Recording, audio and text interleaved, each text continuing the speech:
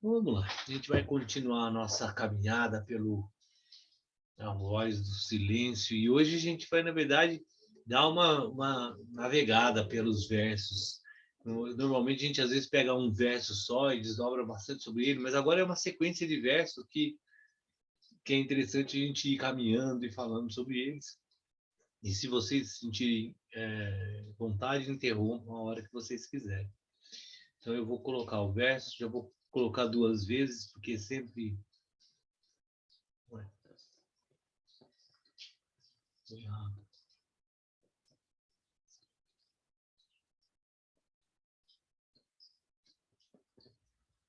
Peraí, deu errado. Então,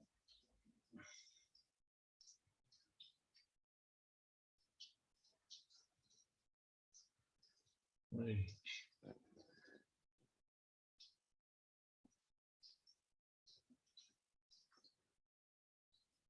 só um minutinho, tentando entender o que aconteceu aqui. Vai.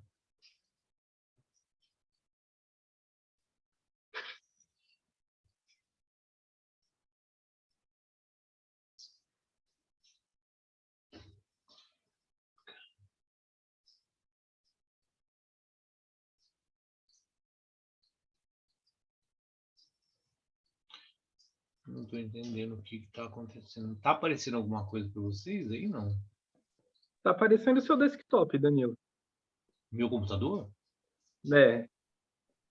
Sua área de trabalho, hein? Ué. Compartilhar.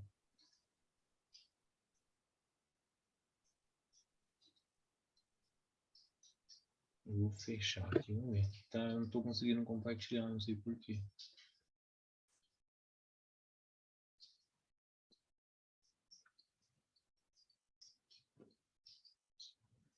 Só um minutinho.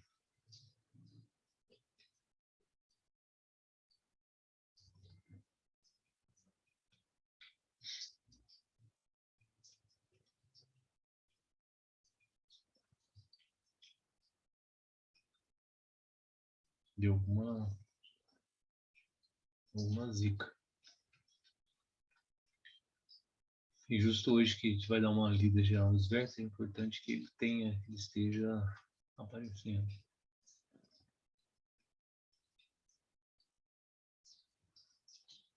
Bom, vamos lá.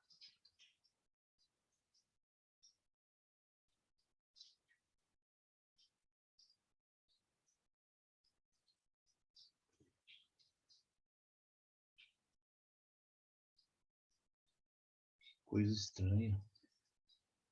Vocês estão vendo o meu...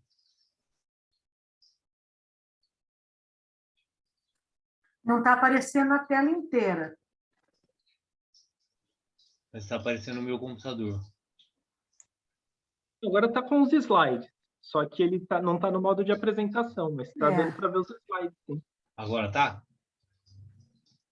Sim, sim, os slides estão. Só que ele não está aquela tela inteira, né? Mas dá para acompanhar. E agora? Aí, agora sim. É incrível, né? Aquela coisa de deu errado, desliga e liga. Eu fecho e abro e ele aparece. Bom, tá aparecendo agora, né? O slide inteiro, na tela inteira. Sim. Então vamos lá. A gente vai falar sobre... Isso foi o que a gente falou, versos 109, 110, 111 e 112, onde ele pergunta, né?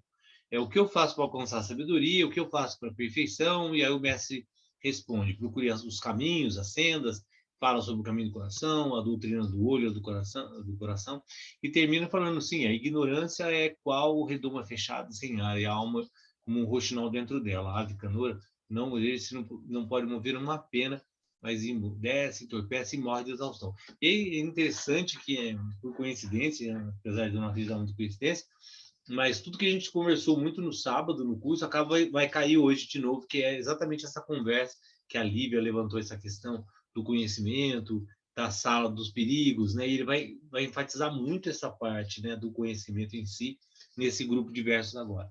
Então, o que ele vem?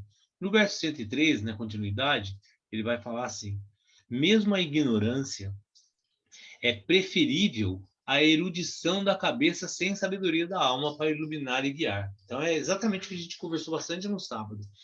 Essa senda, porque a pergunta, inclusive, da Lívia foi como se encontra, né? Se encaixa num caminho. A gente estava falando sobre as referências das divindades como inspiração, como escolher uma das inspirações, uma das divindades, né? A questão de devoção é uma sincronia com essa referência, né? E acaba essa referência específica, seja ela qual for, no qual a gente se torna um devoto, a gente usa as referências e se inspira naquilo. Ela fez a pergunta: como escolher, né? Como definir qual é a divindade que nos inspira melhor, sendo que às vezes a mente está em uma confusão. E aí, na minha visão, e muito fundamentado nesses textos, eu acho que o grande caminho é a quietude mental. Quanto mais, e a conversa foi exatamente essa, quanto mais conhecimento, quanto mais flutuação mental, né? A palavra que se usa de vriti, de flutuação, quanto mais movimento, menos capacidade de clareza de discernimento, menos capacidade de lucidez, que é essa samadhi no final, esse nível de discernimento. Então, no final, o conhecimento ele é necessário, até o Wesley levantou essa questão, né? Ele é absolutamente necessário, porque é a forma como a gente vai chegar no caminho da sabedoria, mas é a escada para a sabedoria. Quando a gente se apega ao conhecimento, ele acaba sendo muito danoso, porque traz todo um aspecto de orgulho, de ego, e tira totalmente do caminho. Então ele fala, mesmo a ignorância é preferível à erudição da cabeça sem a sabedoria. Então é ter muito claro, né, que o conhecimento ele nos aprisiona no final. Ali, até citei esse exemplo que é desse texto mesmo, ali está as serpentes, né? Ali está o perigo, onde a gente se prende ao conhecimento. E aí no verso 115 ele vai falar, as sementes da sabedoria, ficando bem claro, né? É uma evolução natural. A gente precisa do conhecimento para desenvolver essa percepção de sabedoria, de discernimento, de separar o que é o joio do trigo, a realidade da realidade, a impermanência, né, do que é eterno. Então, as sementes da sabedoria, como fala no verso 114 e 115, não podem brotar nem crescer num vácuo sem ar. Para viver e colher experiências, a mente necessita de amplitude e profundidade, pontos que atraiam para a alma de diamante. A alma de diamante é Vajrasana, né? A gente faz muito que é sentar sobre os calcanhares, a postura. Vajrasattva, né? Seria o diamante, sattva de verdade, seria essa expressão alma do diamante, que é o título dado para Buda, né? Aí, nesse caso, a gente está estudando um texto budista, tibetano, Buda é a grande referência, né, desses textos. E aí é o Adi Buda, né? O Adi é primeiro, é o mais, né? O mais de todos os Budas, sendo que Buda é um estado de despertar. Várias pessoas podem alcançar esse estado de Buda. O Adi Buda, né, é o principal deles. Então, para a alma chegar nesse nível de diamante, né, de perfeição, ela precisa ser atraída por esse aspecto da sabedoria e não do conhecimento, né? O conhecimento ele vai levar para um apego mais profundo. Sempre lembrando que essa estrutura de experiência no qual a gente está se pautando, nessas escrituras, né, elas se fundamentam num princípio básico. Né? Até por coincidência, de novo, eu estava falando exatamente na live de hoje do Bhagavad Gita, esse tema, na parte das ações, né, nos 6 primeiros capítulos, que falam, né, tem que estar muito fundamentado que, na medida que a consciência se desenvolve, na medida que a gente vai criando uma perspectiva mais objetiva, mais clara, mais lúcida do mundo, a gente vai se desapegando das identificações, do que é impermanente. Quanto mais apego, mais identificações, mais sofrimento. E tudo vai se transformar. Até o princípio lá das divindades se divide em 3 aspectos. Tudo se cria, né? De alguma forma, tudo existe, se manifesta, tudo se mantém durante um tempo e tudo se destrói, se transforma, que é representado por Brahma, Vishnu e Shiva, né, que a gente viu. Então, dentro desse princípio universal, né, que tudo vai se transformar, qualquer identificação, qualquer apego é base de sofrimento, sendo que as ideias, até quando normalmente eu uso essa expressão quando eu vou começar minhas aulas lá presencial e e tem a parte filosófica, né? Então, quando as pessoas chegam e nunca teve contato com yoga, uma das primeiras coisas que eu falo é o que tem que se compreender no aspecto de vairagya, de desapego no yoga, que é muito fundamentado, a tradição védica é muito fundamentado nisso. O que a gente tem que pensar? Daqui a 100 anos, nada do que aqui existe. Daqui a 30 anos, tudo que a gente está em volta vai se modificar. Então, na medida que você se apega a algo, você vai sofrer, porque aquilo vai se transformar, vai se modificar. Então, essa sabedoria, incluindo isso, ideias, pensamentos, toda essa estrutura que a gente idealiza, ela é uma ideia que vai se modificar, ela é impermanente. Então, o que sobra dessa impermanência, né? Aquilo que não se modifica, né? Aquilo que é o silêncio, que vai permanecer. Sempre o exemplo do silêncio, ele é eterno. O que acontece é uma alteração do silêncio. Entendendo o silêncio como uma vibração estável, né? Que é o universo, quando você desestabiliza essa vibração, ela se multiplica na manifestação em suas diversas formas. Voltar a essa estabilidade é a natureza pura da consciência. Então, o que é sabedoria? É buscar voltar a essa estabilidade. Na medida que eu desestabilizo por algum motivo, seja um pensamento, seja uma manifestação de uma pedra, esse universo ele passa a ser simplesmente uma expressão. E aí o que se busca? Aquietamento, que foi o princípio da conversa, para que a gente retorne essa pureza, essa estabilidade, né? Que aí, em princípio, pode falar assim, mas estabilidade é chata, porque é nada, né? Estabilidade é porque eu quero é loucura, porque a gente está habituado pela repetição constante a se apegar a esse estilo de percepção desequilibrado, por isso que a gente sofre, né, no final. E aí, para que você consiga entender um estado de equilibridade e estabilidade, há de haver um treino contínuo e por décadas e décadas para que a gente desestabilize o condicionamento passado. Percebe que, como Dayananda Sarasvati fala, né, é uma ilusão milenar coletiva, quer dizer, se olhar para 3.000 anos atrás, é assim que a gente pensa, 5.000 é assim que a gente pensa. Então, estabelece-se um padrão no qual a gente está totalmente preso à ilusão, como num texto do Yoga Vaishista coloca, né? É um sonho que dura muito tempo, por isso se torna realidade. Mas se a gente dormisse e ficar sonhando durante muito tempo aquele sonho passava a ser a nossa realidade da existência. Por isso, quando a gente despertar, percebe que é um sonho. Então, não procura, ele coloca, enfatizando, não procura esses pontos no reino de Maya. Maya é essa ilusão. Maya é a forma como a gente idealiza o mundo baseado nessas informações, né, que não são reais. Mas voa alto, aí é essa expressão, né, que eu costumo muito colocar, né? E na medida que a gente conseguiu ser humano, né, ser humano, pensando que existe esse observador que vai experienciando o mundo de diversas formas, né? O que se entende nessas tradições é que você experiencia o mundo de pedra, de árvore, de montanha, de sapo e de gente, né? Em cada uma dessas experiências existe uma forma de entender o mundo mais limitada, menos limitada. A condição de uma pedra de experienciar o mundo, né, ela, em teoria, é muito mais inerte do que um ser humano, do que um sapo, do que um cachorro.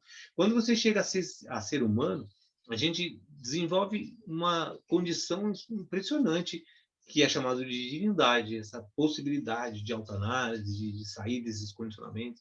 Então, o que ele coloca, né? Não procura, voa alto, né? Voa além das ilusões, né? É possível, né? A gente tem um equipamento que nos dá essa possibilidade, né? Busca o eterno, busca o imutável, Sati, né? O resumo da nossa existência é tido como Sat Chitananda, né?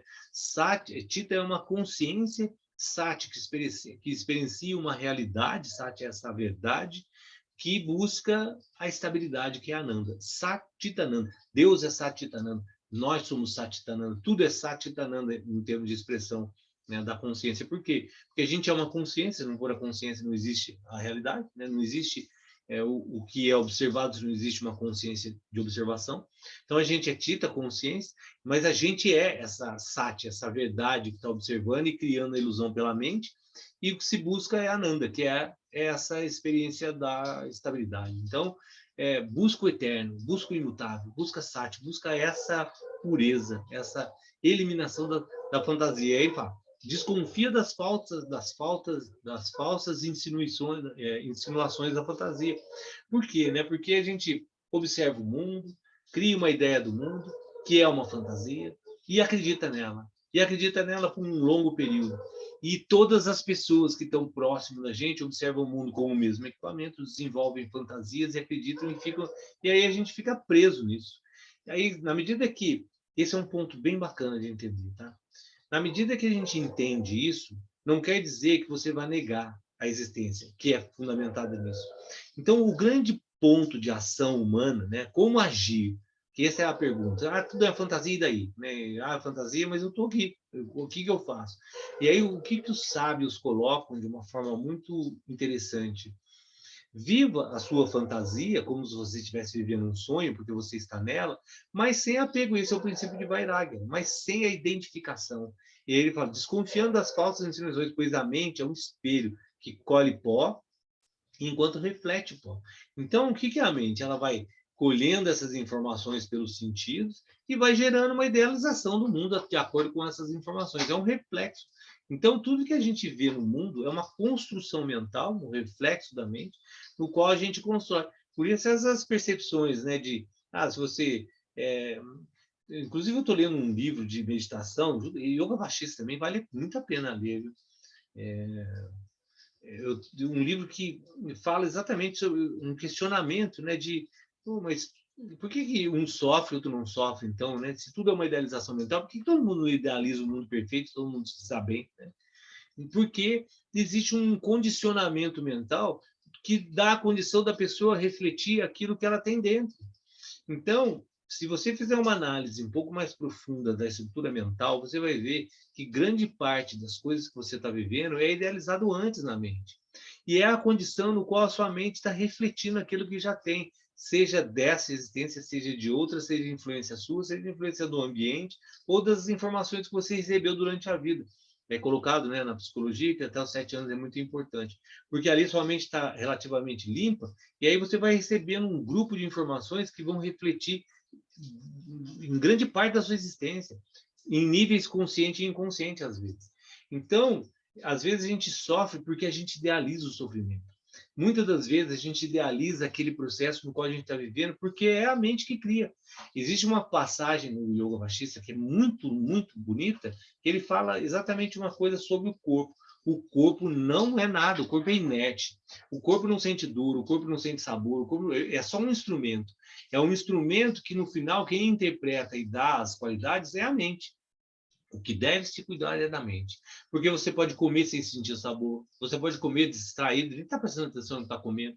Uma pessoa pode estar falando, você não escuta o que ela está falando, porque você está prestando atenção em outra, a mente está. Quanto mais agitada a mente está, menos capacidade de absorção daquelas informações. Então a gente tem capacidade de estar num lugar e estar tocando uma música, um rádio, uma TV ligada, outro falando, e você não está nem vendo, nem escutando, nem acontecendo nada, percebe? Por quê?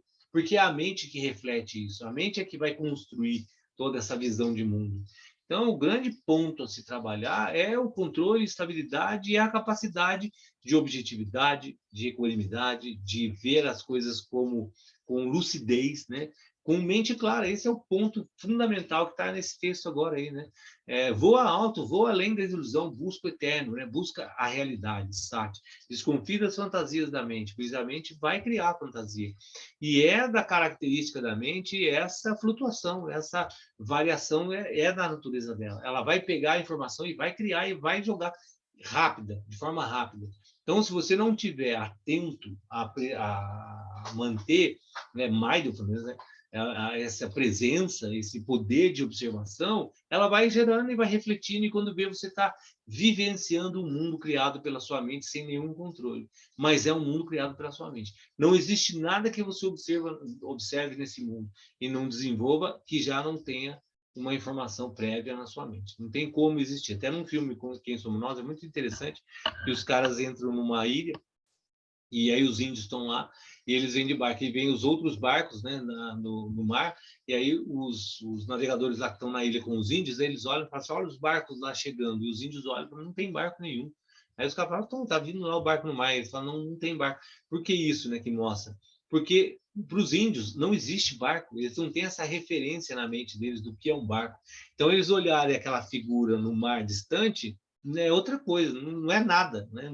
Não tem a referência. Então, é muito interessante nessa análise, né? A gente constrói o mundo com as nossas referências mentais. O mundo é um reflexo do que você tem na sua mente.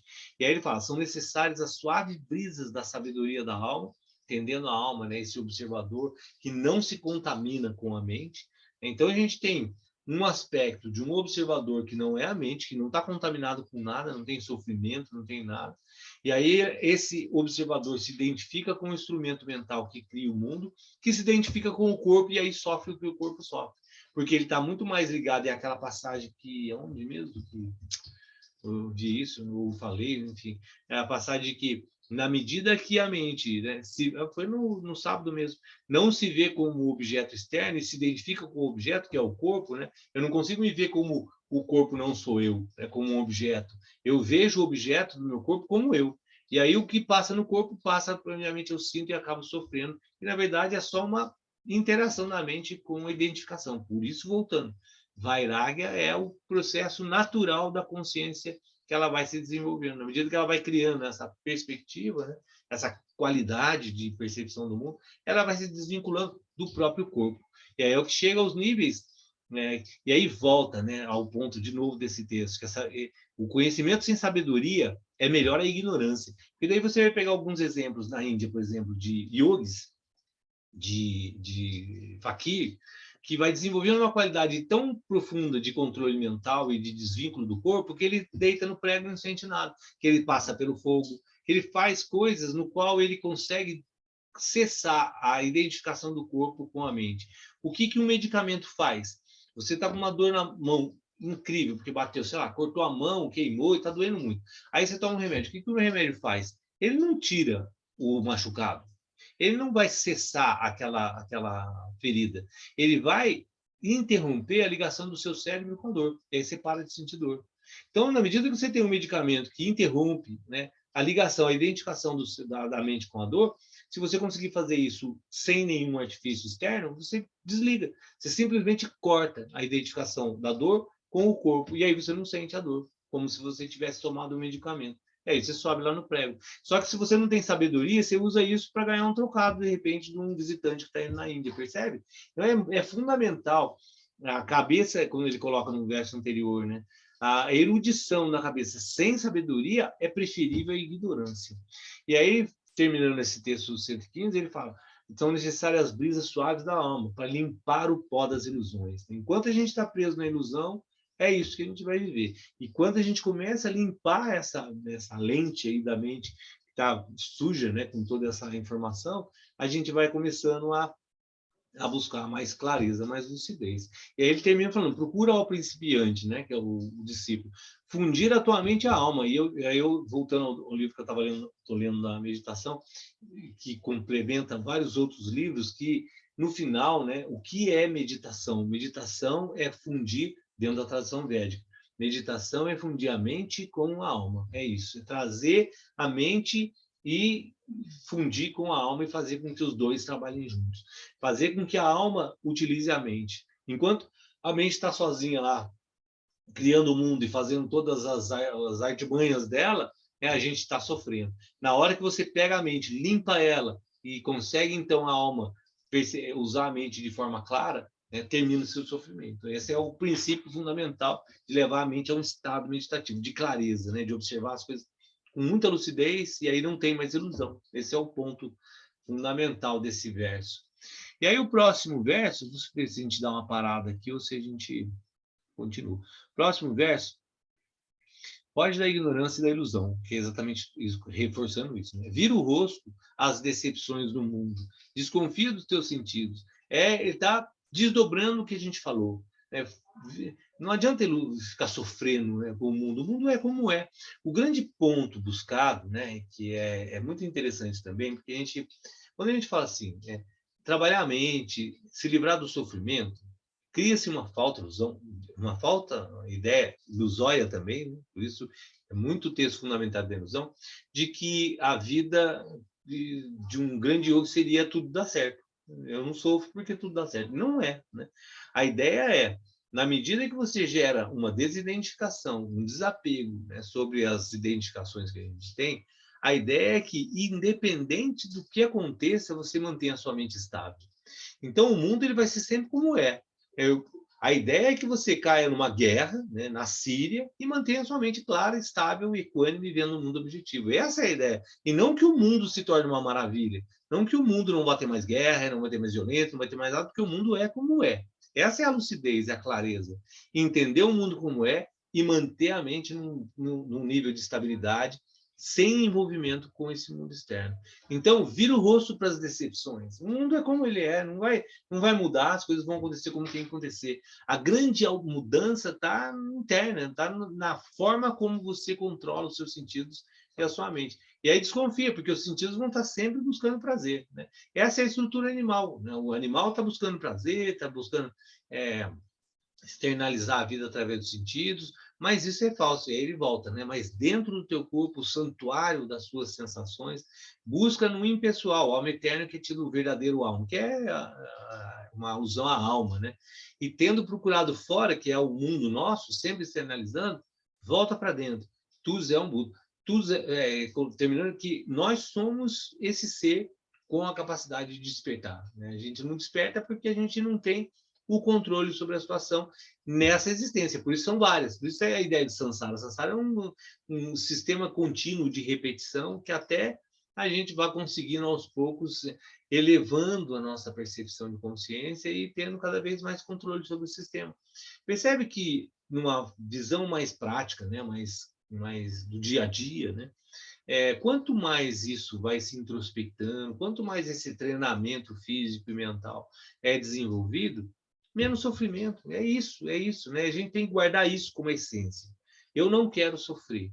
Independente de crença, independente de filosofia, independente de qualquer coisa, ninguém quer sofrer. O cachorro não quer, eu não quero, ninguém quer sofrer. Como existir nesse mundo sofrendo o menos possível? Sendo de uma forma muito simplista, né? Deixando de lado qualquer outra concepção de meta, de perfeição, né? Como os Vedas buscam, né? Levar o ser humano à perfeição. Esquecendo isso, só pelo simples fato de eu entender que essa estabilidade, esse controle, essa clareza, essa objetividade que eu levo e essa força mental, né? Porque não é só entender a objetividade, é dar uma sustentação para essa consciência, para essa força, já me faz sofrer menos, já me faz fazer outras pessoas sofrerem menos, já faz com que todo o ambiente no meu entorno seja muito mais estável, né, do que se eu tivesse entregue completamente a esse princípio ilusório da mente, etc, etc. Então ele vai falando, né, evita os elogios, ó devoto, né, devoto no sentido do discípulo que está aprendendo. Os elogios conduzem à autoilusão. E essa é uma das grandes serpentes, né? Quando você começa a buscar as coisas por interesse egóico, por busca de elogio, né? Até uma vez eu ouvi um cara falar e eu guardo essa frase e uso sempre, né? Nessa coisa eu não caio mais, porque quando começa a te elogiar muito, é onde vai subir o orgulho, subir a ilusão, e aí cria todo um universo que vai desmoronar, né? Que vai gerar só sofrimento no final, né? Teu corpo não é o eu. Esse é um dos pontos assim que se você pegar o yoga, você pegar o taoísmo, todas as filosofias orientais de uma forma geral, essa é a insistência, né? Você não é o seu corpo, você não é a sua mente, né? Esse é o ponto fundamental. Observe o seu corpo e sua mente como algo que não é você, né? Você pode experienciar o mundo utilizando isso de forma muito melhor do que quando você se identifica com isso e gera todo um sofrimento. Né? Teu eu é em si sem corpo e não o afetam elogios nem censura. Porque no final, né, a essência da nossa existência é uma mais bonita, mais feia, melhor ou pior, está experienciando de alguma forma. Na hora que vai introspectando muito essa ideia, né, você vai se desvinculando dessa necessidade de autoafirmação. É até interessante, outro dia eu estava vendo, com a pandemia, a gente deixou de usar muitas roupas, né? Porque deixou de ir para vários lugares, festas, etc, etc. E aí uma reflexão, né? Por que você põe uma roupa X ou Y, né? Por que você põe uma roupa A ou B? É quase que invariavelmente por causa dos outros, né? Não por causa de você. por causa da forma como as pessoas vão olhar você. Porque você poderia estar com uma roupa confortável, qualquer que seja, mas você tem que trocar aquela roupa, né, para ir em um determinado lugar. Por quê? Só porque você quer que alguém, né, tenha uma visão sua de alguma coisa, que é essa busca de luz, de elogio, de autoilusão, de autoafirmação, né, que a gente tem essa necessidade. Vai, então, usar uma roupa qualquer? Não, mas não existe mais a identificação. Esse é o ponto, percebe? Quanto mais desidentificado, menos sofrimento. Tá bom, eu vou colocar essa roupa porque é necessário, porque a cultura que eu vivo é assim, o mundo que eu vivo, eu vou fazer isso. Mas eu não tenho a necessidade mais. Eu não tenho a necessidade de ter que comprar aquela roupa, de ter que vestir, de ter que fazer acontecer. E às vezes a gente nem sabe por quê. A gente está preso nesse condicionamento, fazendo, nem sabe por que está fazendo, mas tem que fazer, tem que comprar. E aí é dívida, né? Porque vai na loja, parcela em 12 vezes lá, sei lá, a roupa X lá. Percebe o tamanho do transtorno que é gerado se a gente não tem a clareza, né, e a objetividade, a lucidez para viver.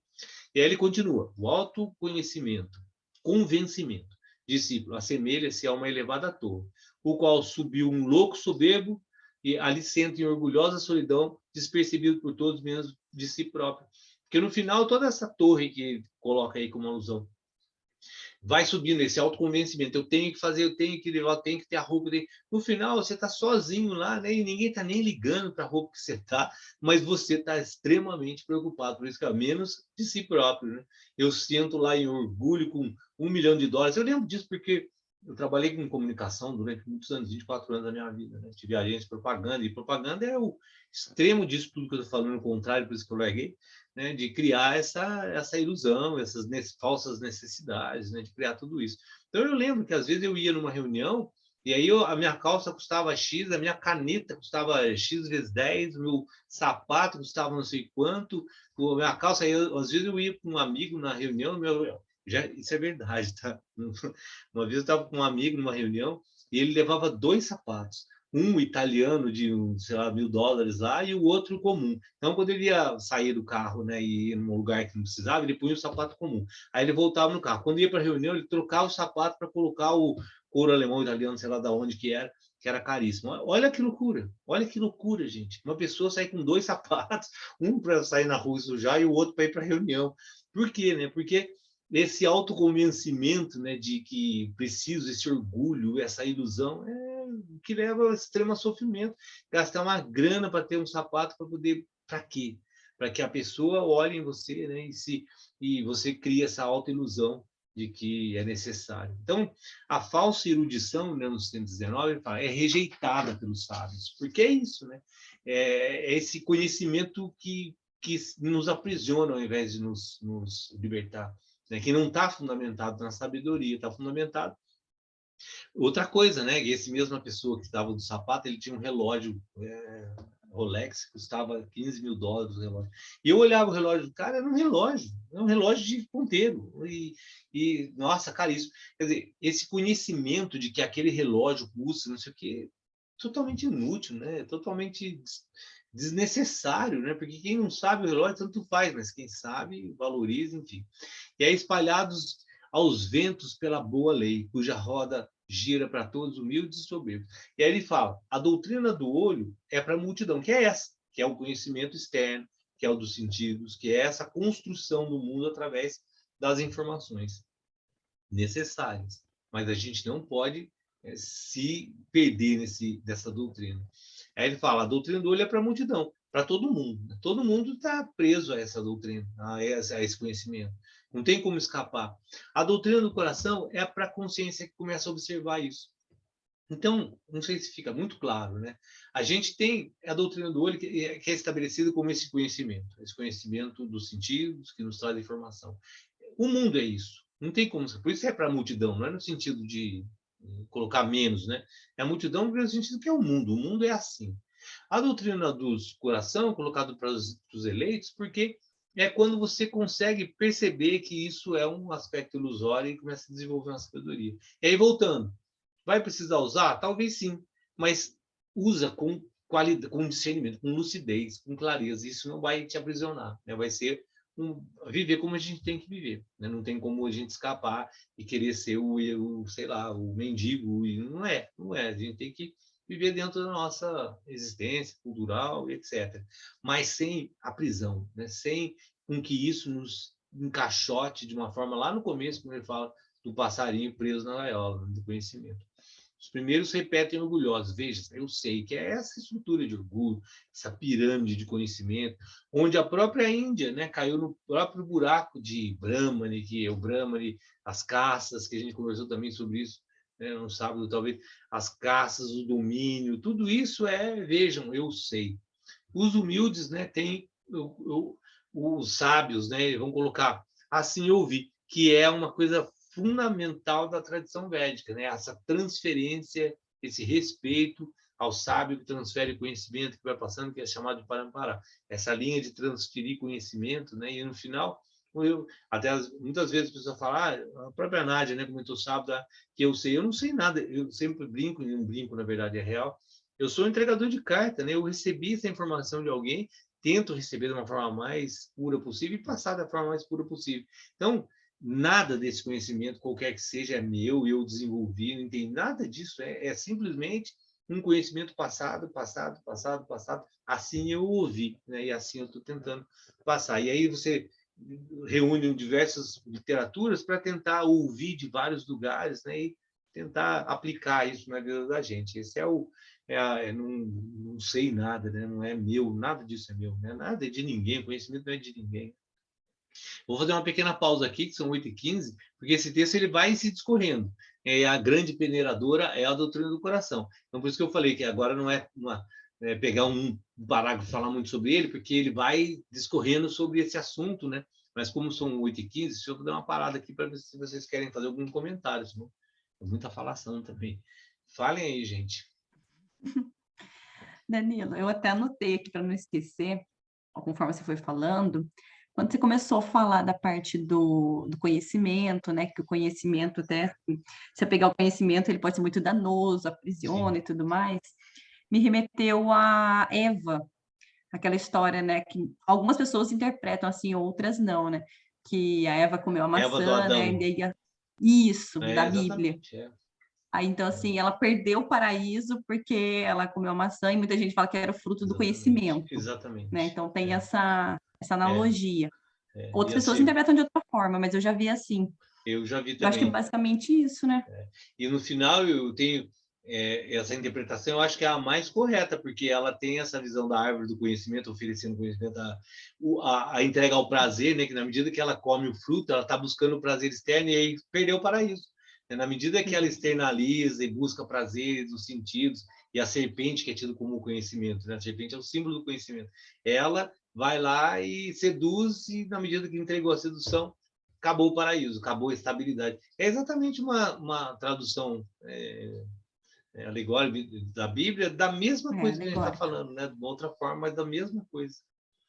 E outra coisa que eu achei bem interessante, que daí na sequência foi falando, né, da questão da mente, de controlar os sentidos e, de certa forma, tentar controlar a mente ou disciplinar, só que a gente está falando isso para a nossa própria mente. Sim. É engraçado isso, né? Você não tem conhecimento, você começa a ter um pouco de conhecimento e você tenta falar para sua mente fazer algo, só que você está falando para ela mesma. Então, mas aí, Elis, é o grande ponto. Quando você está falando isso, você está começando a identificar a mente como a própria mente, mas a própria mente não é você. Esse é o grande ponto. Você não é a sua mente é um instrumento. Então, na verdade, você não está falando para a própria mente, você está usando a mente e você observa ela como um fator externo. Mas o que você falou já é uma identificação tão profunda que a gente tem com o corpo, com a mente, que nós somos o nosso corpo e não a mente. E aí surge até essa estranheza, né? A meditação. Que é um instrumento. Como eu estou falando para minha própria mente? Porque eu não sou ela. Exato. Que se eu fosse, em última instância, eu não conseguiria falar com aquilo que eu sou. Eu não conseguiria modificar o que eu sou. Então, porque a identificação é profunda, né? É profundo. Tanto que a estrutura ocidental, a base penso, logo existo.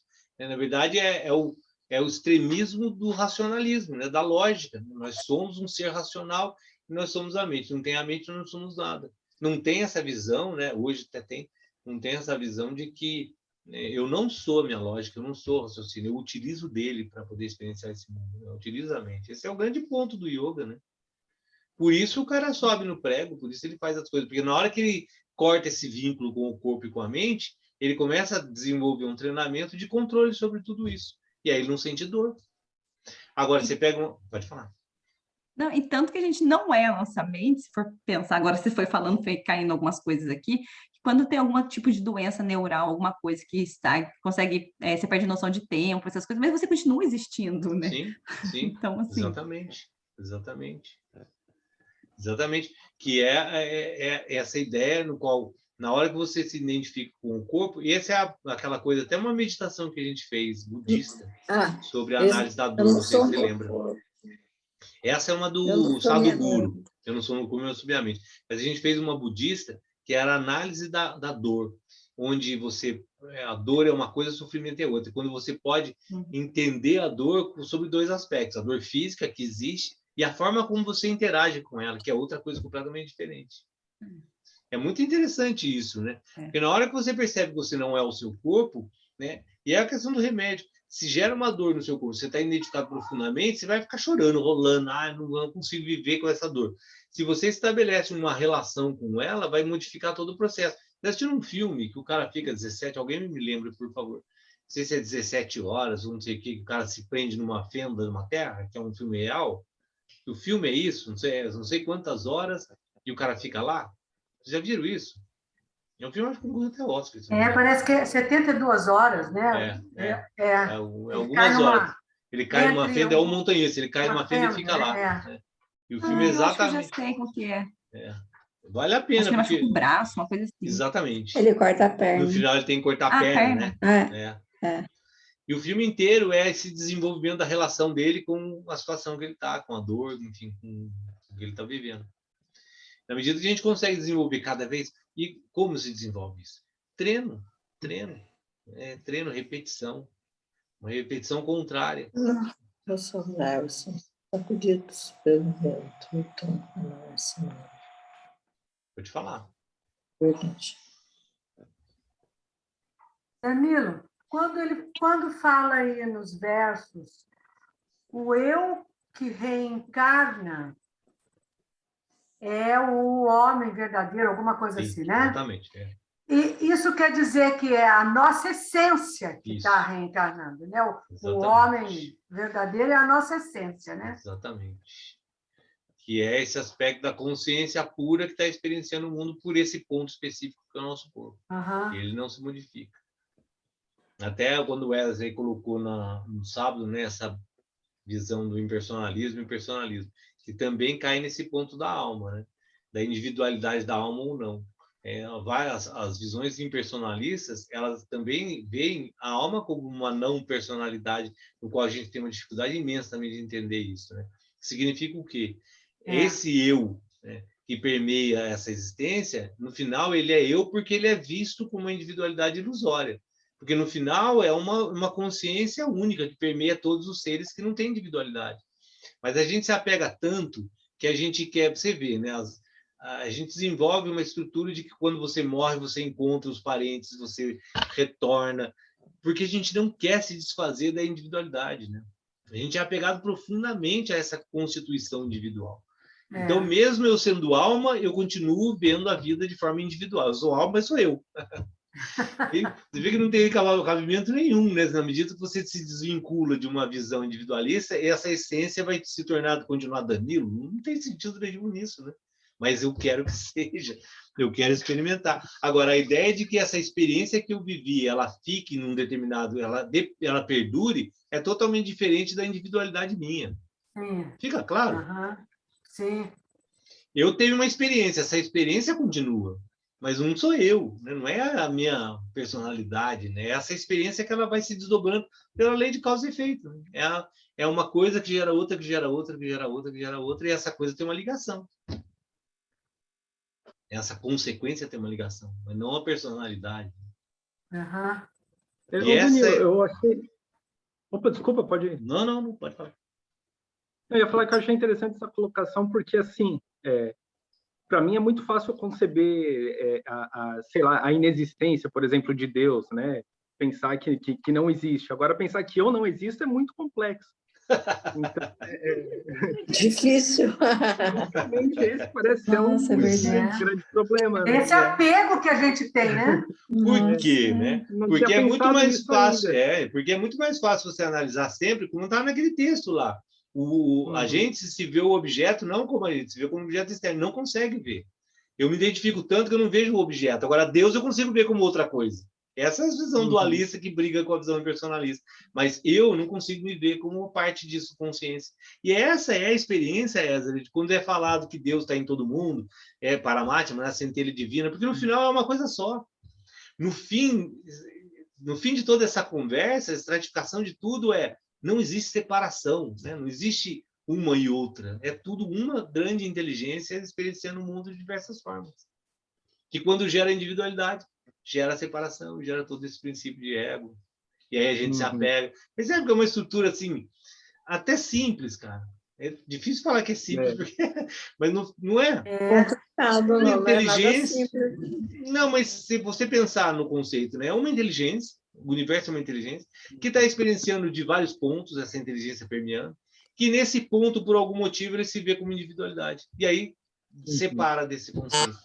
E aí se apega a isso. E que a Porque gente quer está ser. vivendo também, que a gente vive essa dualidade, né? Tudo é dual, né?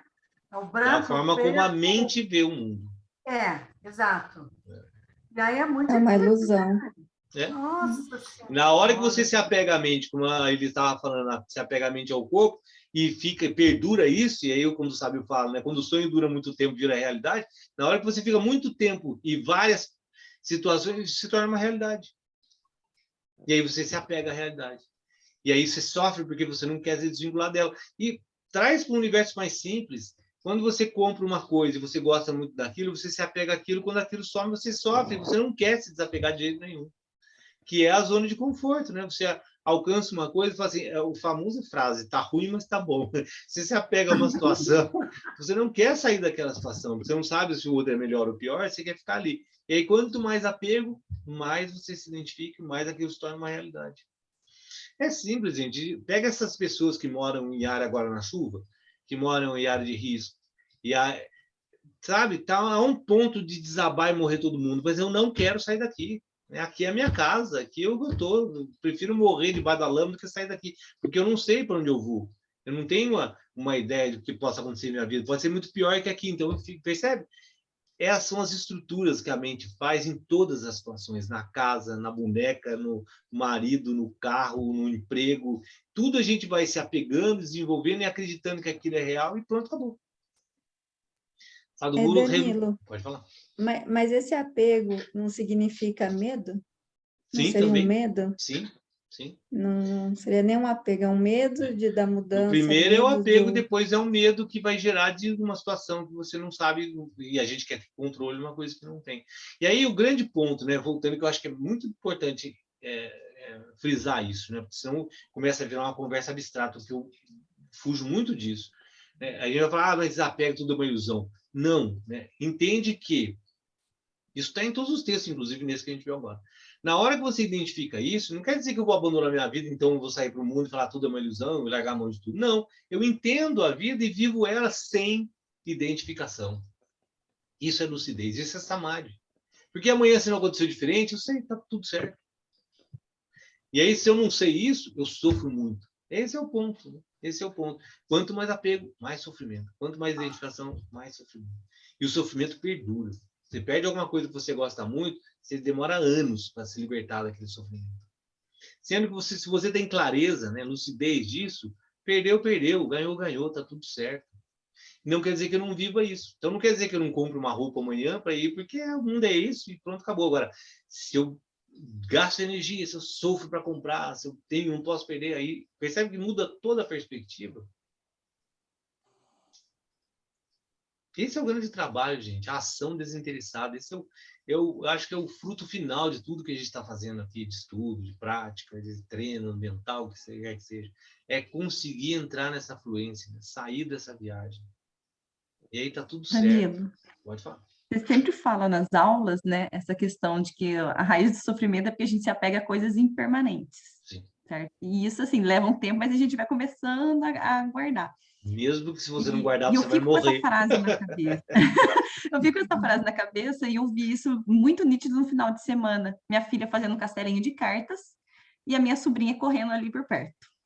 Minha filha é super concentrada, fazendo castelinho de Vi cartas, tudo já. completou o castelinho dela de cartas, muito difícil, que caía, ela ia lá com cuidado, refazia, e ela ficou feliz que terminou, tirei uma foto bonitinha e ficou por ali. E a Mariana, para lá e para cá, filha da Josi, né? Para lá e para cá, para lá e para cá. Lá pelas tantas, pá, bateu na mesa, o castelinho caiu. Mas na hora, a Sofia começou a chorar, ela tem 13 anos, começou a chorar. E eu só pensando assim, ela estava apegada ao que ela estava fazendo ali, ruiu o castelinho dela de horas que ela estava fazendo ali, pronto. Ficou muito claro ali para mim. Ela sofreu porque ela se apegou a uma coisa que ia acabar. Lógico que aquele castelinho ia cair. O desejo, o apego que gera ira, e no final ela mata sua filha, ela mata a filha do outro. Por causa da raiva, da ira e do apego. É isso. Guardado as proporções, o mundo se desdobra desse jeito. Se apega, ele acaba, você não admite, você sofre, gera raiva, gera ira, e você gera as ações futuras. Ela se controlou, mas chorou.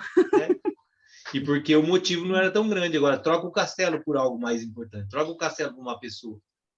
Exato. Mas, no final, é a mesma coisa. É apego, identificação por algo que vai se transformar. Você falou, né? Não entende, não entende, não entende. Isso tem até nas escrituras, né? Que até uma das meditações que a gente fez, nascimento e morte, entre nascimento e morte, doença e dor. Porque, no final... até Krishna fala, eu roubo o seu corpo. Você não entendeu nada? Você morre. Não tem como. Essa é uma conversa que não tem, né? Tinha um cara que fazia yoga lá, e ele era um senhor já, tinha uns 70 anos. E era um cara que era amigo meu, jogava tênis comigo há um tempo atrás. Ele era super apegado, assim, cara que riscou o carro, ficava um mês chorando, reclamando, e era super rico. Não era, mas era assim, carro, a casa, era o cara super apegado. E aí ele foi fazer yoga. Um dia eu falei isso para ele. Falei, meu, apostar na sua fortuna é o tipo da coisa de apostar numa empresa falida. Porque você vai morrer, né? Querendo você não, entendendo você não. Tudo que você tem vai acabar, inclusive você, cara. E aí você acredita que ele foi embora para a Inglaterra, morar na Europa? Eu encontrei com ele talvez um ano atrás, na rua. E aí como é que você está? Fui para a Europa, morando sem carro, sem nada. O cara, assim, mudou completamente a perspectiva de vida do cara. E um cara que jamais imaginava que ia acontecer isso na vida dele. Mas é natural, né? A pessoa vai chegando no final da vida, ela se não aprender, o próprio medo de morrer, como a Natália colocou, vai fazendo desenvolver novas concepções. Né? Até porque é natural. Gente, fiquem à vontade, falem aí. Mas o que eu acho interessante, né, é que esses textos, eles rodam muitas vezes com as mesmas coisas, né? Não sei se vocês perceberam, né? Troca a literatura, troca o livro, troca coisa, discorre sobre as mesmas coisas de forma diferente. E o que eu acho incrível é que você fica 10 anos lendo as mesmas coisas e fala assim, nossa, agora que eu estou começando a entender. Tem uma dificuldade. É porque, como ele falou, né? Às vezes é um ponto que traga uma outra perspectiva, assim, nossa, não tinha visto por esse lado, né? E começa... É porque a mente, ela funciona assim, né? Com repetição, né? Talvez para a gente realmente aprender isso, a gente tem que repetir mais umas 10 vidas todo dia.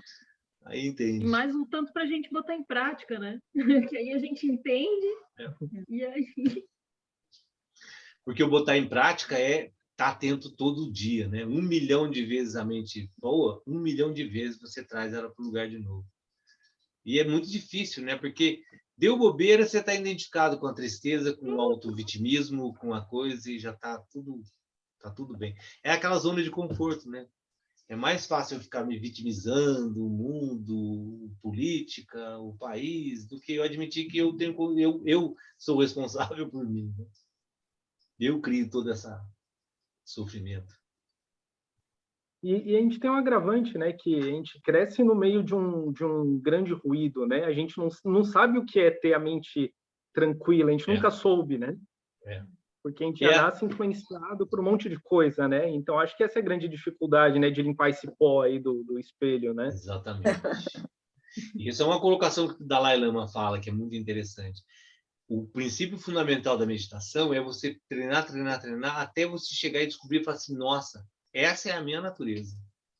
A estabilidade, a tranquilidade, a paz é a minha natureza. Aí você vai começar a buscar essa meditação de uma forma muito mais consciente.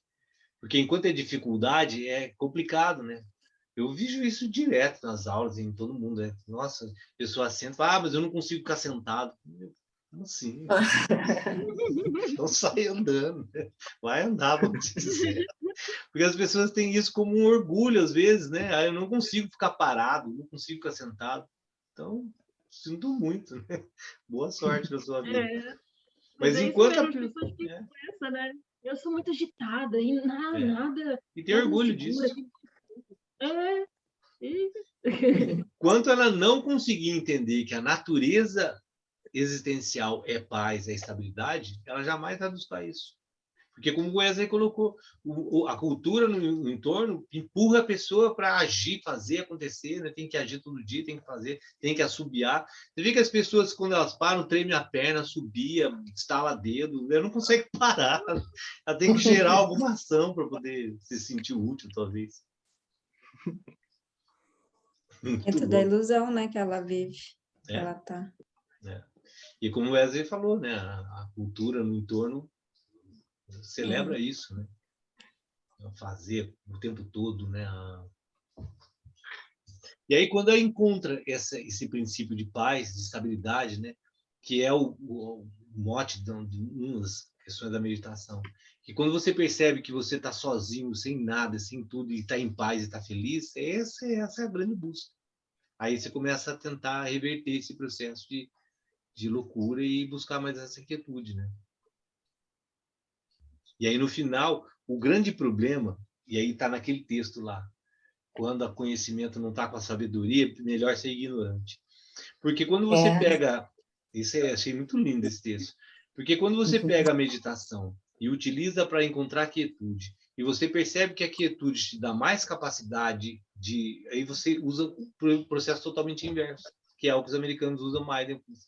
Na medida que você consegue aquietar a mente, você ganha muito mais produtividade, porque você consegue ser muito mais lúcido, né? E aí você pega e desenvolve esse processo de quietude para ser mais magro, mais rico, mais famoso. Aí perdeu tudo de novo. Percebe que loucura? Verdade. Muito mesmo. Gente, tudo certo? Alguém quer colocar mais alguma coisa? Marisa, boa noite. Agora que eu vi que você chegou um pouco depois, eu não dei boa noite para você.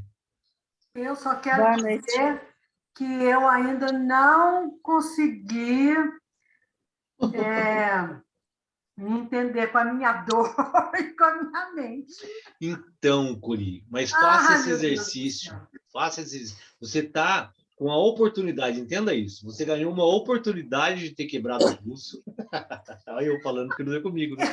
Eu já percebi isso quando eu estava engessada, que eu fiquei dependendo de tudo. Mas então, agora estou com essa dor. É uma oportunidade de você começar a desenvolver um relacionamento com a sua dor e entender esse processo. Vivenciar isso. Eu só falo isso porque não é comigo. Se fosse comigo, estava dizendo falar. Mas é muito mais fácil falar do que... O Danilo dá uma lambida e uma mordida, né, gente? Mas realmente, utiliza isso como uma oportunidade. É uma oportunidade de você botar em prática esse relacionamento. Não, é mais fácil reclamar. É mais fácil colocar como vídeo, pedir para o médico dar um remédio do que lidar com isso. Por isso que as farmácias... eu estou me policiando, porque eu não estou tomando remédio. Não estou tomando remédio. Mas está difícil. Nossa. Quer dizer, que bom, entre aspas, né? Se precisar, claro, tem que tomar. Eu aqui falando. Mas, na verdade, a dor é esse alerta para a gente estar sabendo se melhorou ou não, né? E esse relacionamento. Eu ainda não vejo nada de positivo. Viu? Procura lá o Cori. Tem uma meditação que trabalha exatamente isso. Agora eu não lembro qual é. Eu posso até procurar. Se eu procurar, eu acho e mando para você. Trabalha essa... Lembra? Eu não sei. Ficar de bem com a dor, nossa senhora. De entender a dor, que é uma meditação budista. Eu vou ver se eu acho. Eu tenho tudo Interessante. guardadinho. Vou ver se eu acho, eu mando para você. Se faz ela de novo, que é justamente uma meditação trabalhando na relação com a dor. A compreensão. Certo. Vou esperar. Fazer Pode as mandar. fases com a dor. Aí você vai desenvolver outra coisa que é a paciência, né? De esperar. Não, isso aí eu já estou tirando de letra, eu tirei de letra a humildade, a tolerância, a paciência, esses 40 dias que eu fiquei totalmente dependente. Mas agora, com a dor, não estou gostando, eu não estou gostando. Está ruim. Gente, alguém Mas você quer vai colocar? mandar para mim e eu vou achar, fazer vou direitinho. Vou achar. Se alguém tiver mais alguma coisa, para eu terminar a gravação, para quem pegar a aula gravada, né? Se alguém quiser colocar alguma coisa, fique à vontade. Senão, vou só interromper a gravação. Tá certo. Obrigada, Danilo. Namastê, boa noite, gente. Boa noite.